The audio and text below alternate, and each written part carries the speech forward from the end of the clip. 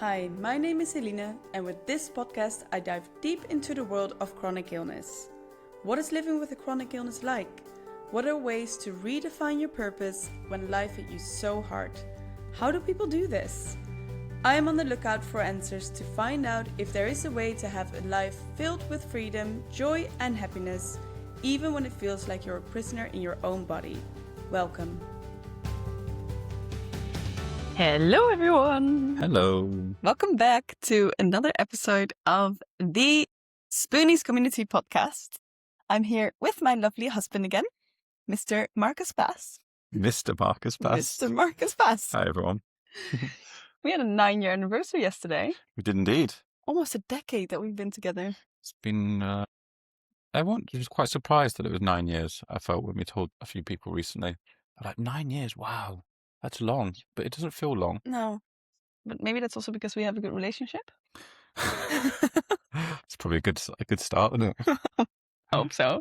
Yeah, but I mean, we've done a lot during those 9 years. We've lived in London and we lived in Amsterdam, and now we live here in Ibiza. Ibiza, sorry, very British that came through then. Ibiza. A bit. Yeah, 9 years. Yeah, congrats. Don't know if it's a congratulations or if it's a commiserations, but Wow. Congratulations. Yeah, and in less than 4 weeks, we've got our 1-year wedding anniversary as well. Yeah, so exciting. Yeah, looking forward to it. Me too. So what's today about? We are going to talk about how to communicate your story to the outside world. And the reason that we came up with this is because obviously it was very, very much live in my own process, but it's also something that I hear a lot of the women who are in the Spoonies community. We talk a lot about it, like how do you communicate your story? And then I also want to link it to why is it so important that you can tell your story well in line of your recovery. Mm-hmm. So that's what we're going to be talking about. Sounds like a plan. Should we start with you? Okay, what do we start with me? Well, I think that this is something that we came across quite a lot during the early part of the years, and then probably even more so the second part, because after your second accident, people would say, oh, you're back, you're in crutches or you're in a wheelchair. What happened? And then you would need to tell, it's like, do you tell the story of the first accident, which then led into the second accident, led into here, and that you had to you went into a rehab program, but then you stopped that and did physio, and now you're in Ibiza. And I think there's quite a lot of things that have happened during the last 7 years to pinpoint what is a way that you can tell this story that doesn't diminish what actually happened, but at least give something that is not just being very cold. Because I remember early on when we were in London after the first accident, and you would get into a taxi, into a cab, Horrible. an Uber or something, and they would say, what happened? And then you would explain, you would say like, I broke my ankle or broke whatever. And they're like, oh yeah, I've been there. Don't worry. I was up and about and running in 6 weeks. I ran a marathon last year, or something like that. Like people I remember I hit my toe. Yeah. I was like, wow. Yeah. But that's also because, like, do you really want to go into a full story with an Uber driver? No offense to any Uber drivers that are listening, but to an Uber driver about the full extent of what happened. But also you don't want to just say, oh, yeah, I had an accident and, I'm sometimes use crutches, but I'm sometimes using a wheelchair. Like, because then that's... Yeah, it doesn't reflect the severity of it. No, and the impact. No, and I also think then you're just going to open yourself up to more questions anyway, where you're going to have to start telling the story. So you might as well start thinking about how you talk about this narrative. Yeah, and it's so difficult because you need to decipher whether you want to tell the full story. I think especially in the beginning, it's very important because it's part of processing. Yeah. Talk about it. Talk about the whole story because you're processing whilst you're talking. But at the same point and at the same time, you're also reaching a point where you are being dragged back into something that has been traumatic. Yeah. And to relive that traumatic experience over and over and over again is very hard. It drains your energy. Yeah. It does a lot to your emotions. So I find this such a hard topic also to discuss. I already feel it again whilst we're talking about it. I'm like, there is no right or wrong. I think that's really important to say straight away, because it's very important for yourself to decipher where you are at, how's your nervous system doing, like how are you feeling, and who do you have in front of you. Yeah. Sometimes it's easier to tell complete strangers your entire story. Yeah. You know, rather than your loved ones. Yeah. So that can also be something that people would say, like, well, you know, I'd rather tell my whole story to an Uber driver than to the neighbor, for example. How do you tell your story these days? That is a very good question. Because now you are doing Pilates classes, and they don't see you go in with a wheelchair or with a crutch. No. And if they then saw you in the main town of here where we live, in a wheelchair, because we need it, they would look and be like, "What? What just happened? What just happened? Like, did you have an accident just now?" It doesn't. What they're seeing doesn't back up what they've seen before. No. So what I usually say now is that I've had 2 accidents. It's been a very long recovery journey, and I'm a part-time wheelchair user. I still, you know, part-time use wheelchair or crutches, or in some days I walk, depends on the day. Yeah. That's basically what I say now. Took me a long time to get there. It's also because at this point I don't want to share my story the whole time, and that's also what I want to talk about later in the podcast, is the reasons why behind that. But I do need to share, I do want to share some of it, and very, like, on the surface, I've had 2 accidents. I'm still part-time in a wheelchair. You know, I'm part-time in a wheelchair. I'm dealing with, you know, pain. Sometimes I say that, sometimes I'm not. And I'm just sharing that it's based on how I'm feeling during that day. So that's how I now do that. Yeah. If I have spasms, obviously, and people see that, that's then different again. But I would also kind of put it in that way. And you said you want to talk about it later, but maybe now's a good time to talk about it. Okay. What were you wanting to share? So sharing your story is very important. Yeah. Again, what I said earlier as well, it's really important that you continue processing, that you start processing. And, you know, talking is definitely that. I mean, talking therapy for a reason, right? Like, it's important to talk. Yet you will reach a point where, and this is a very thin line, where you become the story. Yeah. And that is something that might block you in your healing journey. And so in the end, there needs to be a point where you let the story be the story, leave it for what it is, even though you still live in the repercussions of it, right? But you are not the story. And for you to move on and for you to process further along your healing journey, you need to be very, very careful of the words that you're using, the words that you're putting out there, and also the story that you're telling, because it will become like a self-fulfilling prophecy if you're not careful. Yeah. That's why in my coaching, I say, never use the word always. Never use the word never. Yeah. And that's the only thing that you're allowed to say, never. Never use the word never. Because if you use those words, always, I always have pain, or I'm never able to do that, or I'm never going to be able to do that, your brain will save that. Your brain hears that and will save it, and will basically ingrain even deeper into your whole body and in your whole system that is truth. Yeah. And so can you try and, you know, I always like to challenge people a bit on this. Can you try and give a bit more space to what you're saying, a bit more space within your words? I'm at this point not able to do it. Right now, it's a no. Yeah. Tomorrow, who knows? Yeah. Yeah. In the future, let's say. In the future, who knows? Yeah. And so you need to be careful that you don't become the story, that the story doesn't take over. But at the same time, I also really remember that, you know, and I really want to acknowledge that part as well, because again, that is very important towards your brain. The moments I just said, like, oh yeah, well, just had a little accident, you know, basically made it smaller than what it was. Exactly. That is also a threat for your brain, because your brain goes like, wait, what? No, it was big, and it is big. And what are you saying? And it's, you know, it's not entirely true to the situation. Yeah.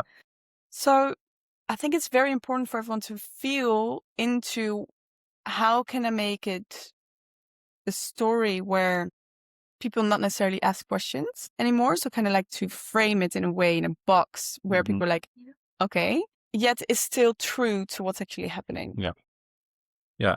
And I think the whole downplaying bit, I think is a key part of this. Yeah. Because I remember there were times where both of us would downplay it just because we were either tired or just not in the mood. Not in the mood or something. And afterwards I can't remember the occasion, but we both quite quickly after said, yeah, we shouldn't do that. Like we shouldn't really be downplaying it this much. And I know we're tired, like just trying to get through the conversation, or like, I don't have to repeat it 5 times in one day, or you repeat it. But it does diminish what has happened. It's funny, you were saying then about never using the word never and always. And what is one of my pet peeves is the word always. True, actually. Between us it is, yeah. Like if I've done something wrong and then he was like, you always do that, or like you always, I'm like, do not use the word always. It is my pet peeve because it really is like that this always happens, but that's not the case. Yeah, it's not the truth. It's not the truth. And it's like, you need to use different vocabulary to actually talk about what it is. Yeah. But as you were talking it there, I was like, oh, I've got a shiver down my spine. This word. You actually have it. Yeah, I have it as well. It like grates on me. That's so funny. Yeah, it's like a permanent thing. Yeah. It's like if you lose something, it's like, I've lost. Oh, yeah, that's also another. And like, but it's not lost. It's misplaced. It will probably be found. But then I always say I lost it in this moment. Yeah. But it's like at this point, it's lost. Yeah, there's those permanent things where it's like the exaggeration of it is like just those few little parts where I'm like, not just you, anyone says it, I'm like, no, that's not the case. It's not the case. I mean, most of the time you have lost it, but it's. I usually find it again though at one point. Yeah, that's what I mean. It's not permanently lost. No. But getting back to what you said about, obviously you're part of the story, but you were not always the ones necessarily like sharing it. How do you feel? Can you remember, how did you feel we shouldn't make it smaller? We shouldn't downplay this? What do you mean by how do you feel that in your body? Like what? Yeah, I think a bit of frustration and anger because I'm like, no, we've just been through so much stuff. Yeah. Do not make this smaller than what it is. And it might be that we're at that point, like living in the biggest part of it where you were really not able to get out of bed or something, or we were doing a trip to an aquaphysio where again, we were having to spend an hour on a Uber to then do an hour back. And it was like having these conversations like, no, actually don't downplay it because this is really hard. Yeah. And it was really stressful. And then I really just didn't like that we were downplaying it because I just thought, similar to what we're doing now, like I want to share the truth of what the story is. Yeah. Not the PG version. Yeah. It's PG, right? And Dutch or something, you know, like films, when you go and watch a film that's rated and you have like Disney film would be like a U, and then PG would be Home Alone was a film. Yeah, okay. And then you have like 12, 15, 18. So like you have to be 12-year-olds, 15-year-olds. Okay, so we're in the Home Alone section. We're in like the Home Alone section. Yeah. Where everything is like nice and Christmassy. Yeah, exactly. It's basically a Christmas film. Yeah. And we weren't living a Christmas film. No. Yeah. That can be the title of this podcast, okay? Yeah, what we're doing is that actually we were in the hard 18 phase. Yeah. But we were just trying to make it so much easier for other people. Yeah. And I thought, why am I making this easier for other people to listen to? Yeah, you're so right. And I maybe that's something within the community as well, like that they find it easier for other people rather than just themselves. And that's difficult. Yeah. Because like, why do we want to please everyone else? Yeah. By telling this story or keeping it short. So right. And I think maybe that's also come through the years. Close people around us also probably don't want to hear the story again. Yeah. You know? Yeah. Which I think is difficult for people that are in a similar situation to yourself or within your community, that after a while, your story, which is really traumatic, becomes also not nice to listen to for the people that are around you. Yeah. Because like, I've heard this and they'll zone out, or like I've seen it so many times that it happened where people will just suddenly be like, oh God, we've got to tell this story again. Yeah. And it's like, oh God, why do we have to listen to this? Yeah. But actually, it is still a huge part. Yeah. You know? Yeah. Yeah, you're so right. But then how would you deal with that? So if we had to tell the story a little bit more extensively with people around us who don't really want to hear the story again. I'd bring them involved in the story. Yeah. I'd be like, we'd start talking about it, and I'd say, let's use an example. Let's say Roberta, our friend. We don't have a friend called Roberta, but I don't want to annoy any friends and family right now. Roberta is with us, and she was there from the beginning. She was a close friend of yours at school. She knows your whole story. Yeah. She's coming to stay in Ibiza, stay with us, and we're out, and we're telling the story. I'd start telling the story, and I'd bring her involved in it. Yeah. And we're like, Roberta was there with us, and actually, she was there that came to visit and help, and she took me with some physio, and like, you've seen it through the years. How do you think it's like going now? Yeah. And Clever. I always feel like bringing them in the story stops it becoming a pain for them. Yeah. And actually gets them to remember what you went through and that you're still in it. Yeah. Because it's very easy to get lost right now in thinking that we are not in it still. Yeah.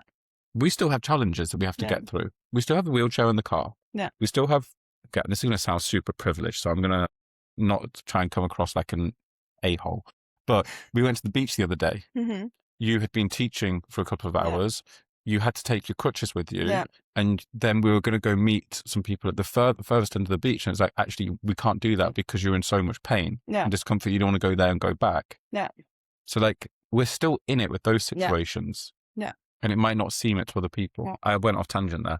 But in essence, with the friends and with other people, I think it's super important to maybe bring them still into this conversation and still share, even now, the difficult days that you have. Yeah. Not just the Christmas film days. Yeah, the PG Christmas film. Yeah. Show them the Die Hard. I love these film analogies today. You watch Die Hard, they are. Yeah, no, I completely agree. How have you noticed it with your people in the community? Are some of them, because they're all at very different stages, are they able to tell their story? Do they feel any difficulty explaining it? Yes, there's a lot of difficulty because especially people with visible illnesses, they get a lot of, just random comments. Oh, you went skiing? Mm-hmm. Oh my God, the amount of times that I heard that as well. I'm like, the skiing you went one. Skiing, right? Yeah, because you had your cast on your leg. Around February. Oh, that was so annoying. Yeah, that was so annoying. And so they have those type of comments, but they also struggle with what do you share and what don't you share? Mm-hmm. And to who do you share when you share something? Yeah. So again, there is no right and wrong answer, but what I always give them as a takeaway is try to write down a few sentences and maybe 3 different scenarios. So scenario A is your scenario where you're talking to a complete random stranger and you are not in a mood. Yeah. 3 sentences max about your Smart. story. Scenario B, where you have a little bit more leeway to share, but you feel like you don't really want to be dragged back into traumatic situation or traumatic scenarios. And scenario C, where you share your whole story. And then also within there, pinpoint what you do want to share. If you know that some things are so triggering for your nervous system, leave those out. Yeah. And try to generalize it a little bit more. Yeah. You know? Yeah, and also how the person in front of you is engaging in the conversation. If you see that they wanted the quick version, but you started to give them the middle or longer version, then you know what parts you can miss out to. That's also very much a part, like how engaged the person is, because sometimes, and I went wrong with that so many times where I thought like, okay, I can share my whole story, and then literally after 2 minutes, someone completely zoned out. Yeah. And I'm like, wait, wrong cue. I read this incorrectly. This person doesn't want to hear the whole story. Yeah. So then I just kind of like wrap it up very quickly and just kind of leave it out there. So I guess that's also a very good one. And you don't need to adjust for the person in front of you. No. I do also think that. No. Then I remember I was shopping with my friends. We were gone for a weekend away in Groningen. They took me there for my birthday. And I remember the shop owner seeing me in a wheelchair and asking me like, oh, what happened? And I had a conversation with the girls afterwards and we're like, what do you say? Yeah. You know, you're shopping, you might not be in a mood. And I said, yeah, at that point, my story was I have a neurological condition. So my brain and body are not communicating well with each other. Mm-hmm. And I kind of left it at that. That was my short version. Because then I didn't have to go into the accident. Nobody knows the diagnosis unless you... No, but that probably does open up also more thoughts and questions for me. Because as soon as you say neurological and a thing, I go, oh, how does that work? Yes. No one understands it. So I figured that out as well. Yeah. So it's like, okay, that is not my complete story. Then it turned into, I've had an accident a few years ago, so to kind of make clear of like, I've had this injury a while. I still say that now, actually. Last time that we were in Amsterdam, someone saw me in crutch, like, oh, what happened? And I was like, no, it was actually an Uber driver. There we go. And he's like, shall I help you? And I was like, no, don't worry. I got it. Like, I'm used to it. Like, okay. It's like a little injury then, something like that. I was like, no, actually it's been a few years. I'm like, oh, okay. And that was the moment that I realized, oh my God, this is the first time someone is not asking any follow-up questions and just leaving me completely to it and acknowledging, just the fact that, I don't know, he was just so sensitive about it. I was like, wow. Yeah. Okay, maybe this is the one moving forward that I'm going to be also using. Probably culturally, because I know that like in the UK, if no one's going to be asking you those questions. Except for the taxi drivers. Yeah, but we should really stop slagging off taxi drivers. But I mean, the general public and other people, maybe the older generation will. So true. The older generation would, because they're like, they just want to have a conversation. Generalists, they just want to have a conversation. But as like everyone else in the UK, very rarely would they be like, what happened? Tell me your story. Because they're like, that's yours. I'm not even going to interfere in what's going on. The Dutchies, they want to know everything. I now remember that when we moved from England to Holland, that this was a very big shock to our systems. Yeah, it was. That I was like, wow, I now need to really be careful, or be clear about what I'm sharing with who. And yeah, and I'm not saying it's a bad thing that they're interested, because I remember when we first started dating and I met your family for the first time and I got interrogated with 1,000 questions, some of them very personal, and I was in shock. I did not know how to respond. My family listens to the podcast, right? I talked about this at our wedding as well. You did. But it is a completely different culture shift in what is expected. Yeah. Or normal, not necessarily expected.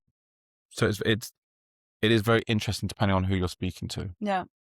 And obviously in your community, you've got people from all over. Yeah.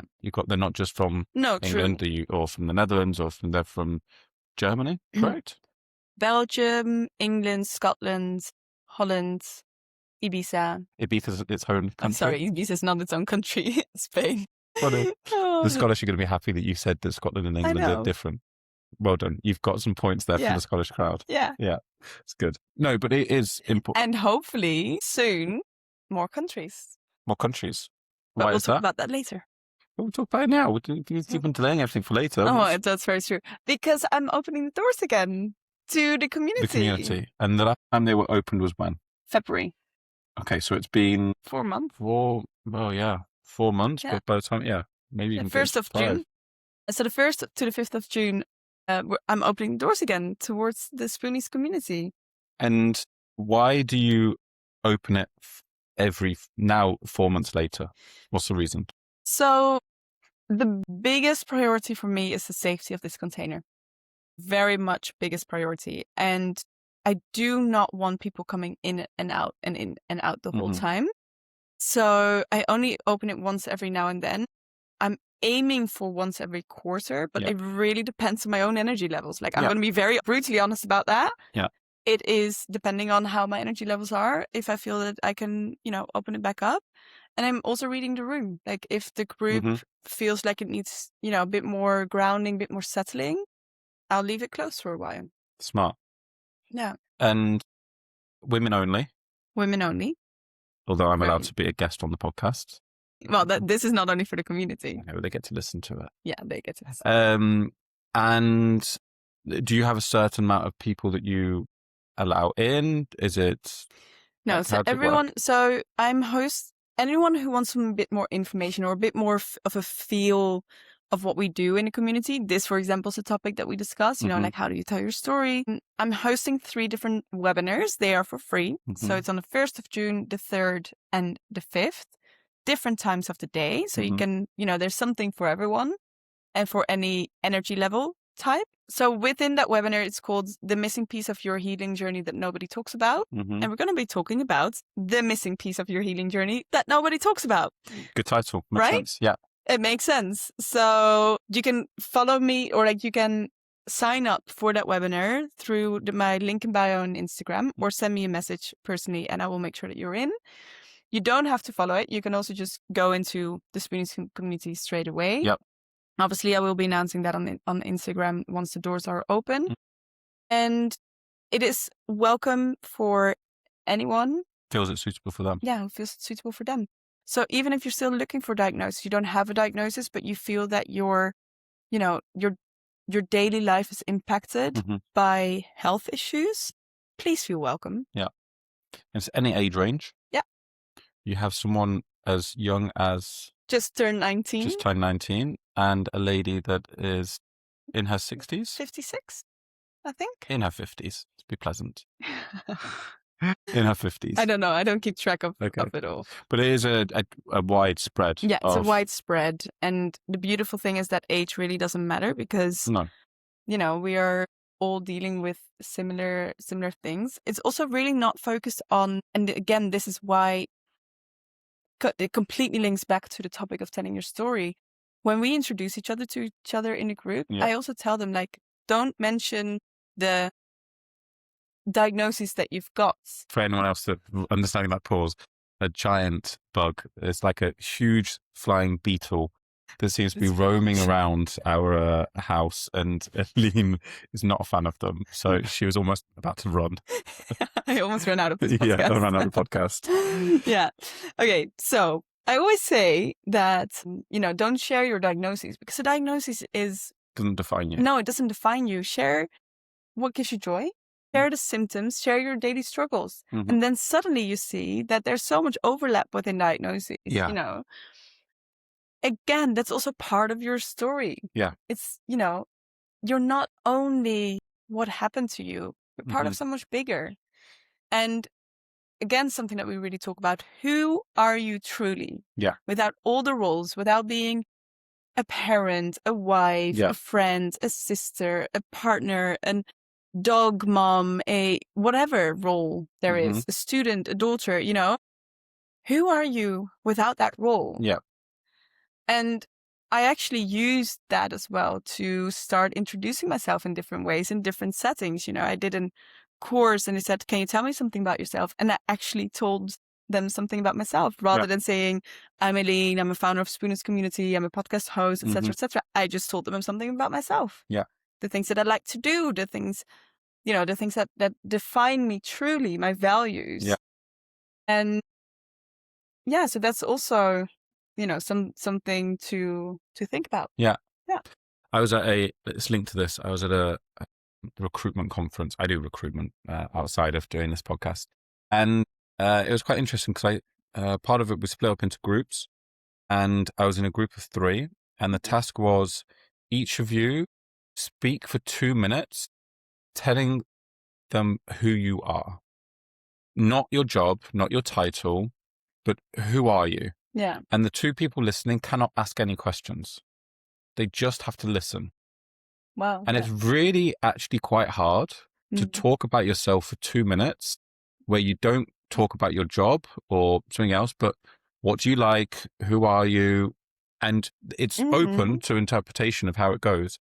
But speaking for 2 minutes about yourself is quite difficult. So I think it's a good thing to maybe for people that are thinking about joining as well, or how you tell your story, to test this, like to try and just do 2 minutes of just talking without people asking. And then each person went, and then you had to do the person that spoke for 2 minutes and everyone was finished. At the end of it, the other 2 people would then say what they think that person is all about. Oh, wow. Like proper mirroring exercise. Yeah, really mirroring and understanding each other. And it was really interesting because they got me almost spot on with my... Well done on your communication then. Yeah, true. And actually, some of it was quite deep, like how you felt the person was as a father, as a mother, and stuff. And it was putting titles back onto them, but it was things that they hadn't even talked about. But I think it was quite an interesting exercise. Don't know if it's useful, but it was nice for like being able to talk about yourself. That is not a title or disability or something. Yeah. I love that, because it's not what defines us, right? No. And I think that's also, No, exactly. Yeah, it's not what defines you. I completely agree.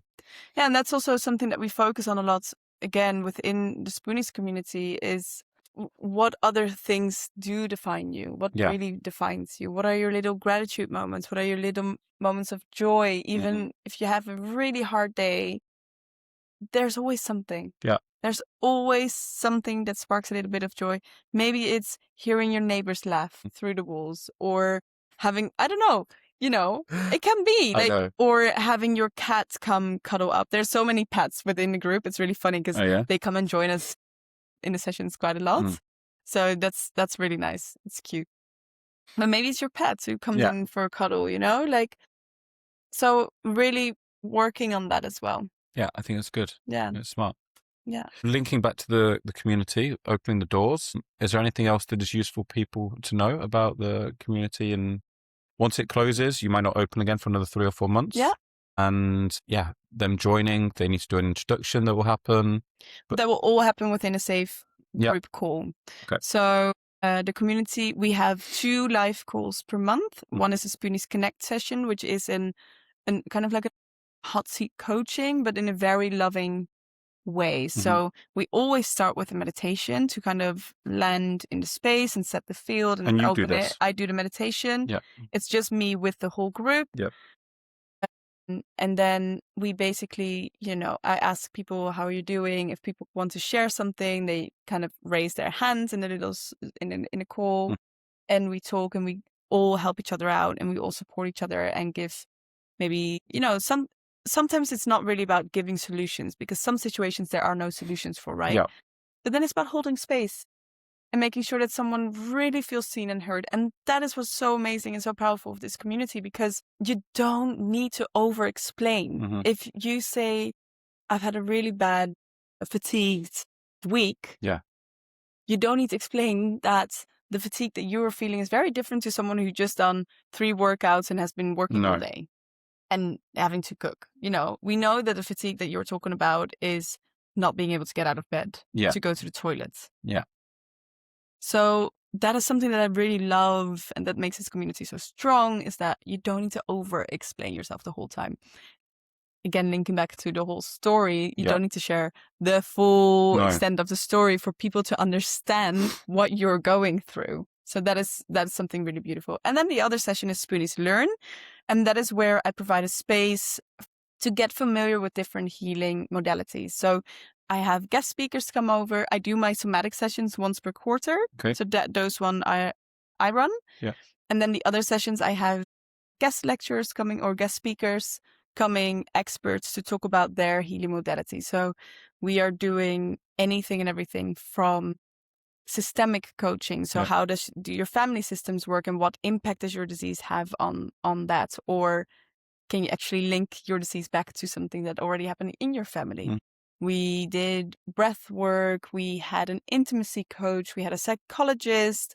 We are going to have a grief expert on who's going to be talking about dealing with living grief, which is something that, people with chronic illness very much know about. So there's loads. Yeah, lots. There's loads. And I really use those sessions to provide the opportunity and possibility and space for people to get familiar with different healing modalities. So if they, if something resonates, that they can pick that up in their own time and think, well, actually, I'm going to dive a little bit deeper into this. Then they come. Yeah. So those are the 2 main things about the Spoonies community. And it's just a beautiful group of women. They're amazing. You get them all into, not WhatsApp, into a... We have a Telegram group. Yeah. And that is also so that they can support each other. Exactly. And, if someone's having a bad day or bad week, they can share, and maybe there's someone there that can listen or offer advice, or just have a place where they feel safe to talk about what's going on with like-minded people. Exactly. And I also really want to how do you say that? Emphasize. Got it. I really want to emphasize that is not a space where you need to be online 24/7. No. It's more so that it's there, and the bigger the group grows, the more chance you have that. But already, if you are struggling, or if you want to share a win, or if you want to share a gratitude moment, that there's always someone available to chat, or always someone available to have a few texts back and forth. And So it's not to add pressure onto your daily life, like, oh, I really need to be super active in this group. Mm-hmm. That's not the case. It's more about having the space with people who understand each other, that if you need something, if you need support, if you want to share a story, that it's there. And I think you did something, and you can correct me if I'm wrong, Mm-hmm. the emojis mean different things. Yeah. So like if you add a certain... wow, well remembered. Thanks. If you add a certain emoji, it kind of means I'm here, I'm seeing you, I'm sending you some love, but I'm not online or something. Exactly. Like I don't have the energy to send you more, but I'm here for you. Correct? Yeah, correct. So there's different emojis for people who don't really want to or cannot speak. Yeah. So there's an alarm bell for saying, like, I really need some support. Mm-hmm. Can you help me out? Yeah. You just have to put that alarm bell in and people will text you. Yeah. Or indeed, if you're saying, like, I see you, I hear you, support you, I don't have the energy, there's another emoji for that as well. So that helps hopefully as well to make sure that there's not pressure to continuously chat within there. Yeah. And it's just really beautiful to see how everyone is bonding amongst each other, Yeah, exactly.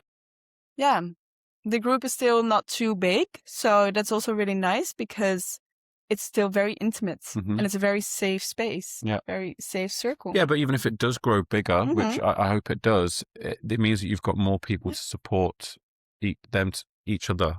So there's more support, there's more stories, there's more things that are going on that might help each individual. So it's also good if it does grow. 100%. And obviously my aim is for it to grow because there's so many people out there who feel lonely. Yeah. Who feel so lonely about, having to, like, thinking they're living through it by themselves. I mean, that's the whole reason why I built this community. Yeah. I had people around me. I had my friends, I had my family, I had you, but nobody really you can only understand up until a certain extent, up until a certain point. And I really missed that person and now people, plural, that lived through a similar experience. Yeah. That's the whole idea of building this community, to be with each other. Yeah. And I think it's important that it doesn't have to be, and you can correct me if I'm wrong, like a huge disability, accident or something. It can be something that is small, but it impacts you really big as well. Yeah. Because I know that you've been obviously through a lot of different things, but it doesn't mean that your story has to follow the same path. No. Very, very good point. I have a lot of people who text me like, I'm not bad enough. Yeah, exactly. That's what I'm trying to lead to. Like, it's not severe enough for me to be needing this. Yeah. No, actually, it's perfect then. Yeah. So it's also for anyone out there that also feels like this community could help them because of the situation they're in, as big or as small as it possibly is. Yeah, 100%. Like, I have people in the group that do not have an official diagnosis. No. But they have certain limitations or pain that stops them from doing their daily life. Yeah. Yeah. If you could give one final thing about the Spoonies community that will help people understand or be excited about it, I would really say give it a chance. Yeah. I know change is scary. I know you probably think, well, there might be people who are thinking, God, don't know, it feels big, etc. Give it a try. Give it a try because we need a community. Yeah. We're human beings. We need a herd. Yeah. We need a group. Yeah. And that, like, feeling lonely will hinder you in your healing journey because we are part of, biologically, we need to be part of a community. We need to feel safe. And when do we feel safe? When we are with other people. And co-regulation is happening the whole time. Yeah. And that will help you along your healing journey. What's the saying? It takes a town to... It takes a village to raise a child. It takes a village to raise a child. There's a reason why we say that. It's a similar concept, in essence. Yeah. It's not because it's one child, it takes up so much work. No. It's also because we need our village. Yeah. We need a village. Yeah. All of us need a village. I completely agree. Let the Spoonies community be your village, right? It's a great way to end. Yeah. I love that. Thanks. It's a new tagline for the group. Exactly. Well, I really, really hope that this episode helps. I know we didn't really get to like a deep pinpoint, how do you share your story with a clear answer, but that's because there's no right or wrong. No. And yeah. if you're struggling with how to do your story, then reach out to you. Yeah. And have some coaching and talk about it, or join the community and see how other people do it. Yeah. So once again, the doors open towards the community from the 1st of June until the 5th of June. If you're on the fence, please come to my free webinar given in that week. And you can find more info in my link in bio on Instagram, or please reach out if you have any questions that you want to have answered personally. And your website? www.thespooniescommunity.com. Love it. That was great. All right. Yeah. High five. Boom. All right, everyone. We'll see you later. Bye. Bye.